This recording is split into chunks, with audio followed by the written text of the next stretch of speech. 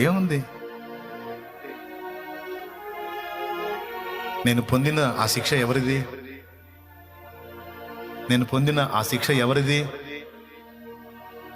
నీదే, నీదే, నీదే, నీదే.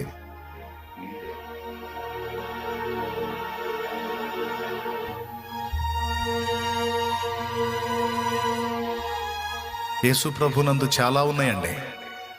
యేసు ప్రభు ద్వారా మనకు లభించేవి చాలా ఉంది. రక్షణే కాదు, మనశ్శాంతే కాదు, స్వస్థతే కాదు, నిత్య జీవమే కాదు, అద్భుతమైన గమ్యమే కాదు, మంచి మార్గమే కాదు, ఇంకా చాలా ఉన్నాయి యేసునందు మనకు లభించేవి.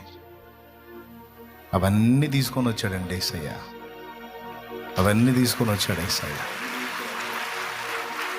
ఎంతమంది నిజంగా యేసు ప్రభుని తమ జీవితాల్లోకి ఆహ్వానించారు? ఎంతమంది నిజంగా యేసు ప్రభుని తమ జీవితాల్లోకి ఆహ్వానించారు? నిజంగా ఎంతమంది మారు మనసు పొందారు? ఎంతమంది పాపాన్ని అసహించుకున్నారు? ఎంతమంది మారు మనసు పొంది బాప్తిస్మం పొందారు?